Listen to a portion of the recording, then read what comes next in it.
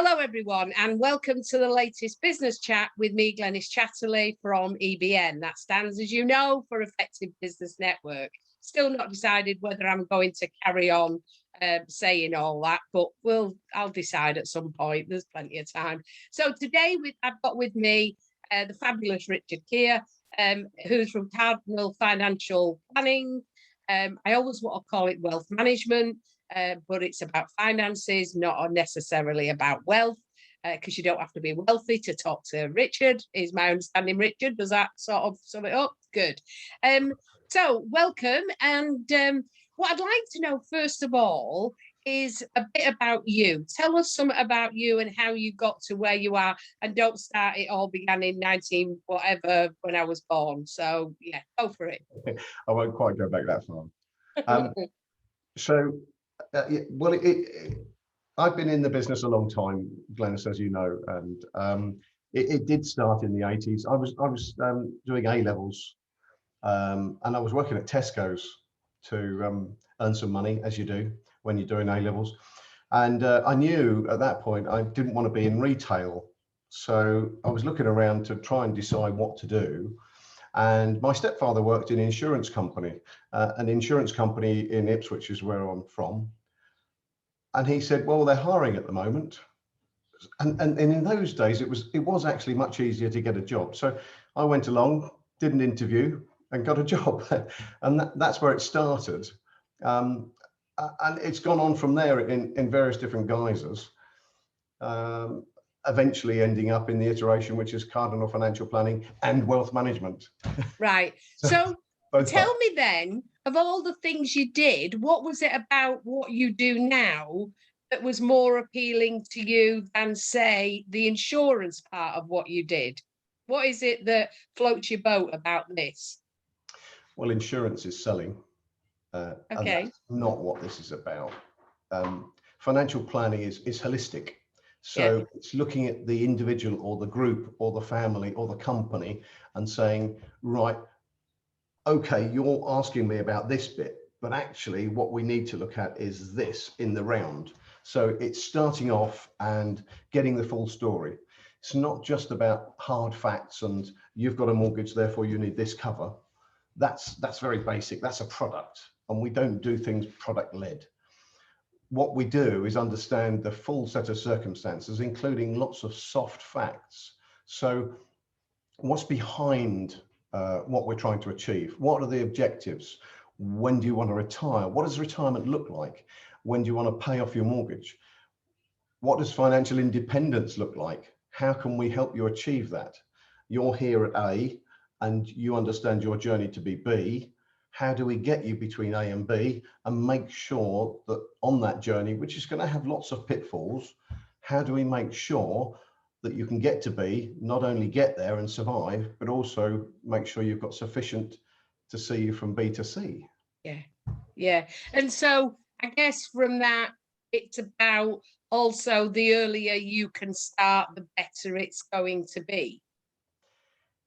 Honestly, if I speak to people who are, and generally my demographic tends to be a little bit older, I speak to people in their 60s and 70s who are looking at retirement, and I'm saying to them, if you have spare and disposable capital or income, let's start some pension planning, retirement planning for your grandchildren.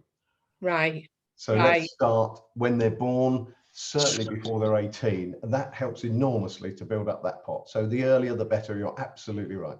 Yeah, I think, anybody who's listened to anything, I just fundamentally believe that, even if you've only got a tenner, if you've spent everything, but you've got a tenner, then invest that. Do something with that gives you long-term a better future, So it doesn't have to be vast amounts that you invest, it can be small amounts that potentially grow on their own, but also you can add more to as you get in a better financial position, I guess. Once you start, it's painful when you're at the very beginning, but you soon don't notice it. Yeah, I would say that. So let's say somebody's listening to this and they're thinking, actually, I need to talk to a financial advisor in some disguise. What sort of things should they be either asking themselves or asking of you or whatever, what advice would you give? And you know I like the number 3, so give me 3. Okay. First of all, you need to speak to the individual concerned, because whether I say about buying and selling, it's people buy from people. And in any industry, and mine's exactly the same, people buy from people. So you have to be able to get on with the individual concerned. So you've got to have a conversation. It doesn't matter whether you have 1, 2, or 3 conversations with different financial advisors, but find somebody you like, first of all. That's important. Secondly, I would say you do need to look at what they're qualified to do. Now, there's a lot of angst in our industry about the differences between what's independent and restricted. There's actually very little difference, but there is an argument for saying an independent financial advisor. I'm not independent, I'm restricted because I work through a network who support me. But that doesn't mean that I do any less for my clients, because I go back to my previous point, which is holistic financial planning is important. So you look for somebody with the right qualifications to help you. And you get on with that person. Once you've got on with that person, you then find somebody who's prepared to do things the way you want them to be done. Now, we're in a business, we're going to get paid for it. It can be quite expensive, or it can be relatively cost efficient. That doesn't mean it's going to be cheap, but it can be very cost efficient for what you want. So you've got to know up front from that individual what the likely charges are going to be, and it should be very transparent. So you're looking for transparency, somebody you can get on with, somebody with the right qualifications and transparency of agreement. Fantastic. I think also that I always think that it really has to be somebody you really trust, because as part of the liking, because a financial advisor, almost the other only one that's similar is a will writer, knows everything about your life. You know, my accountant knows about my business advisor knows about my business, but my financial advisor will always know about my business, my private, the arrangements I've got with that, what a full and interesting life I've led so far, all of that stuff. And I think that's, for me, one of the things, you know, I think your first point is the most important. You really have to like the person you're going to be dealing with, because hopefully you're going to be dealing with them for a long time. Yes. But also you're going to have to tell them stuff. And I've had people who said, oh no, I don't tell them that, you know, and I go, why not? Because like, they're not going to put it on the 9 o'clock news. They're just going to add it to the mix. So they've got a full, you know, there's no point in baking a cake if you leave one of the ingredients out. You need to get them all in, or else it's going to fall flat. See how I did there? I was quite pleased with that. I might write that down and use it again. Yeah. It's a relationship and a journey, and I'm proud to say that a lot of my clients are friends, and a lot of my friends are clients. Yeah. And they become intermingled. Yeah. Yeah. We have That's brilliant. Outside. Yeah, I might write that one down as well, and I could be using that in a blog. So thanks for that as well. So how long have you been in business for yourself? We set up Cardinal Financial Planning in 2015, so 6 years now, and I'm chartered now. So the firm is now a chartered firm, and we're just setting that up with the CII. Brilliant. And what advice would you give to somebody who was setting up a business, or what advice do you wish somebody had told you early on, or whatever? Well, being a financial advisor, you tend to work fairly independently anyway, so you learn as you go along, and you definitely learn by your mistakes, and it's good to make mistakes. There's no doubt about it. You make mistakes all the time, and I still make a mistake a day, I would imagine. So what would I say to somebody starting out? Always learn from others. So you've got 2 ears and 1 mouth. You listen twice as much as you say anything. And that's the same with clients. When you're first meeting a client, you listen. Have a plan, but don't be religious about it, and don't plan too far ahead. Now, when you go and ask for a bank loan, they will ask for a 5-year plan. When you're starting out a business, I wouldn't even have tried to set up a 5-year plan, because it would have been in ruins within the first 18 months. So have a plan, break it down into sizable chunks, bite-sized chunks, and then try and stick to that, but be adaptable as well. Yeah. So as you're going along, keep changing it, keep adapting it, and accept the fact that you're not always going to hit every target. No. And I think also it's that thing about, if you've got a plan, at least you can review it and see whether you're on target or not. And if you're not, why not? And do you want to be on target? Is that a different target now? Because I think you're right. 18 months in, I don't think I was doing the same thing as I was. Well, I know I wasn't when I started out, because I learned things along the way of don't do that, do this, or do this and never do that. Yeah. Never ever. And the other thing I would say is don't make snap decisions. Give yourself time to think about what the answer is, whether it's in front of a client or whether it's something you're planning for the business. Yeah. Don't make anything decisions in haste. Give yourself a chance to sleep on it. Yeah. I think it's that thing about don't do anything in anger, or I don't drink, but when you're drunk, don't do any of that. Nothing pertaining to your business and possibly your private life as well. But don't tell my wife that. Yeah. Yeah, it's that thing about no, as you click on the thing, no, that shouldn't have gone to them. But yeah, I think also that, taking on from your point about having a plan and doing this and don't do this, that's part of the excitement of business, because you sort of don't know, where you want it to go, but also accepting that you don't know everything about that thing. So it could be that an opportunity turns up that you'd never even dreamt of, and then suddenly you're doing something.